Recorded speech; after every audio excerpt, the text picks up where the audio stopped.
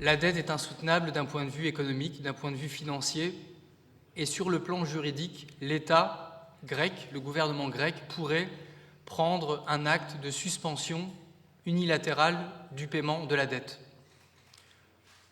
Donc cet acte n'est pas arbitraire, c'est un acte qui est légitimé par le droit international. Rappelons que les droits humains sont prioritaires par rapport à tout autre type d'accord. Donc les droits humains passent avant les droits des créanciers. Donc indépendamment de la validité du contrat, indépendamment de la nature illégitime, odieuse ou illégale de la dette, ce que nous avons prouvé par ailleurs dans le rapport, indépendamment de cela, tout État est fondé à suspendre le paiement de sa dette lorsque le remboursement compromet, empêche cet État de respecter ses engagements vis-à-vis de sa population.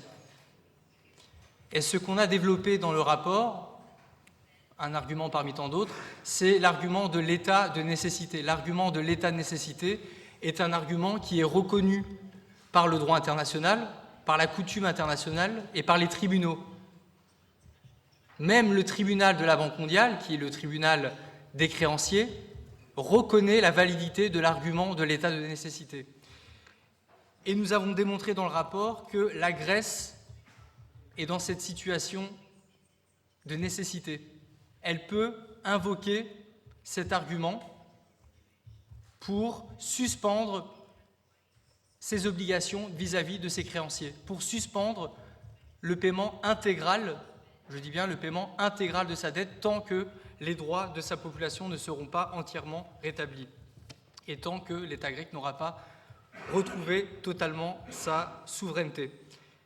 Donc l'état de nécessité, c'est un argument qu'on développe dans le rapport, et à côté donc qui est relié à l'insoutenabilité de la dette, nous avons aussi, avec plusieurs juristes, dont le professeur Kassimatis, qui est présent ici, le juriste grec Ilias Bentakas, avec la contribution d'Olivier de Scutter, qui a été ex-rapporteur des Nations Unies sur le droit à l'alimentation, avec le concours de plusieurs juristes, Cephas Lumina, ancien expert de l'ONU sur la dette et les droits humains, nous avons identifié plusieurs motifs d'illégalité de la dette. Donc, nous avons pu établir la part illégitime, la part odieuse, la part illégale, qui peuvent être tous les trois réunis. Et avant d'évoquer l'illégalité, j'aimerais souligner un fait qui est important, c'est que cet audit prouvera, aux yeux de l'opinion publique en Grèce comme dans les pays créanciers, en Belgique, en France, en Allemagne, en Hollande, etc., il prouvera que le plan mis en place à partir de 2010 n'est pas un plan de sauvetage du peuple grec.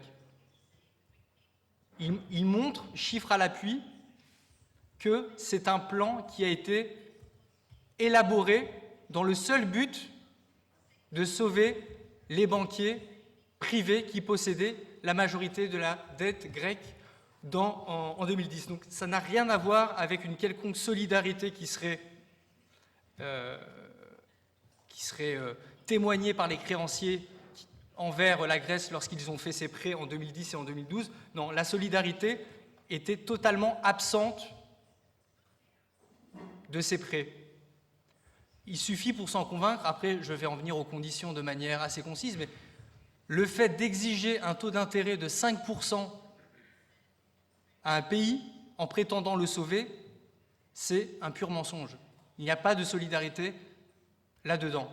Un taux d'intérêt de 5% qui a été exigé pendant près de 2 ans par les pays créanciers, alors que dans le même temps, des pays comme la France empruntaient à du 1,5% sur les marchés financiers et reprêtaient ensuite à du 5%. Maintenant, sur le plan légal, donc je vais dans le sens du professeur Kassimatis, il y a plusieurs illégalités, plusieurs illégitimités, plusieurs illégalités. Donc, l'illégalité, notamment, et c'est un des motifs principaux d'illégalité, ce sont les conditions qui ont accompagné chacun des prêts de la Troïka en 2010 et en 2012.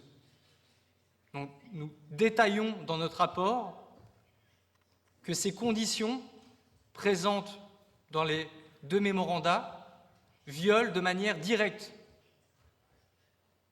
les droits fondamentaux du peuple grec et bafouent la souveraineté de l'État grec. Ces conditions violent directement. Ce n'est pas une incidence, ce n'est pas un effet collatéral, un effet indirect, c'est une violation directe qui est commise à travers ces accords de prêt, ces mémorandats. Et ces conditions ont poussé la Grèce, le gouvernement grec, à violer son propre droit national, sa constitution, mais également ses engagements européens, internationaux, qui protègent les droits fondamentaux. Les créanciers l'ont fait de manière consciente. Ils ont poussé la Grèce dans cette situation-là, à enfreindre toutes ses obligations juridiques. Mais ce que nous disons aussi dans le rapport, de manière très développée, c'est que les créanciers eux-mêmes engagent leur propre responsabilité juridique du seul fait qu'eux-mêmes ont violé leurs droits, leurs obligations juridiques. La Banque centrale européenne, la Commission européenne sont tenus de respecter en tant qu'institution de l'Union européenne la charte des droits fondamentaux de l'Union européenne qui protège une série de droits. La charte sociale européenne a été également violée. Le traité sur le fonctionnement de l'Union européenne a également été bafoué, notamment son article 9 que je vous lis maintenant, et qui dit la chose suivante. Dans la définition et la mise en œuvre de ses politiques et actions, l'Union européenne doit prendre en compte les exigences liées à la promotion d'un niveau d'emploi élevé, à la garantie d'une protection sociale adéquate, à la lutte contre l'exclusion sociale, ainsi qu'à un niveau élevé d'éducation, de formation et de protection de la santé. Or, on a clairement démontré que toutes les conditions imposées par les créanciers violent directement le droit à la santé, le droit à la protection sociale. Donc les créanciers ont failli également à leurs obligations au moment même où ils négociaient ces accords en 2010 et en 2012 et au moment où ils les imposaient à la Grèce.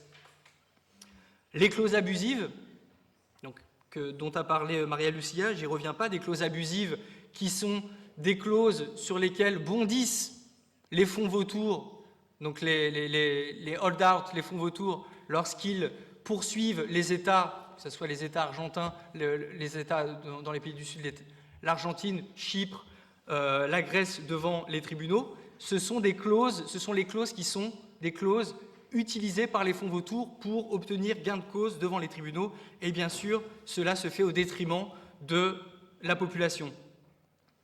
Donc des conditions illégales, pas seulement illégitimes odieuses, des conditions illégales, des clauses abusives, des procédures légales non respectées. Donc là, c'est un autre niveau d'illégalité de la dette grecque, la constitution grecque qui n'a pas été respectée au moment où l'accord de prêt devait être ratifié en 2010, le FMI qui viole ses propres statuts. Donc il faut rappeler que l'article 1 des statuts du FMI prévoit que le FMI doit mener des politiques qui favorisent le bien-être de la population et favoriser le plein emploi. Ça, c'est dans les statuts du FMI. Et le FMI est aussi tenu de respecter toute une série de textes juridiques, qu'ils le veuillent ou non. Je dis qu'ils le veuillent ou non parce qu'il y a quelques jours, on a reçu, dans le cadre des travaux de la Commission, l'ex-représentant de la Grèce au FMI, M. Roumeliotis, et qui nous a dit qu'au moment des négociations, au moment des discussions au sein du FMI, les droits humains ne sont même pas abordés, même en note de bas de page. Comme si le FMI était affranchi de toute obligation. Donc le FMI viole ses statuts, a changé ses règles de manière consciente, a changé ses règles volontairement en 2010 pour pouvoir accorder le premier prêt à la Grèce, puisque les statuts du FMI, avant, les règles internes du FMI prévoyaient que le FMI ne peut pas accorder un prêt si ce prêt aggrave la soutenabilité de la dette d'un pays. Eh bien, le FMI, pour pouvoir sauver les banques allemandes, françaises, luxembourgeoises, hollandaises, a changé volontairement ses règles pour accorder ce prêt à la Grèce qui, ensuite, la Grèce a remboursé ses créanciers privés. Donc il y a beaucoup de motifs d'irrégularité. La Banque Centrale Européenne, j'en terminerai par là, la Banque Centrale Européenne, à qui la Grèce est censée rembourser en juillet et en août près de 7 milliards d'euros. Donc une somme énorme. Une somme énorme qui doit être versée à la Banque Centrale Européenne et qui, selon les conclusions de notre rapport, selon les éléments de preuve que nous apportons, ne doit pas être payée par la Grèce. Ne devrait pas être payée puisque les créances réclamées par la Banque Centrale Européenne sont des créances entachées d'illégitimité, de caractère odieux et également illégales. Les créances de la Banque Centrale Européenne sur la Grèce. Illégales pourquoi ? Parce que la Banque Centrale a tout bonnement outrepassé son mandat, a violé ses propres statuts, a violé l'article 130 du traité sur le fonctionnement de l'Union européenne en exerçant à de multiples reprises des pressions inacceptables, un chantage sur le gouvernement grec en 2010 et également en 2015. En 2010, Jean-Claude Trichet, qui à l'époque était président de la Banque Centrale Européenne, voulait à tout prix éviter une restructuration de la dette grecque en 2010 afin de préserver les banques françaises et allemandes qui étaient les plus exposées à la dette grecque. Et pour faire pression afin d'éviter toute restructuration en 2010, il a menacé de couper les liquidités aux banques grecques si la restructuration se faisait. Donc il y a là une coercition, une pression qui va en contradiction avec les statuts de la Banque Centrale Européenne et avec l'article 130 que je viens de citer. Donc ces multiples irrégularités, illégalités, illégitimités entachent la dette réclamée aujourd'hui par les créanciers de la Grèce, et sur la base de ces arguments, sur la base du rapport complet, puisque là j'ai exposé uniquement les arguments juridiques, il y a aussi d'autres arguments économiques, la Grèce a le droit, sur le plan juridique, d'utiliser son droit à prendre des contre-mesures. Le droit à prendre des contre-mesures est présent dans le droit international. Un État qui est victime d'une agression peut, sur la base de ce droit à prendre des contre-mesures, prendre des mesures de rétorsion afin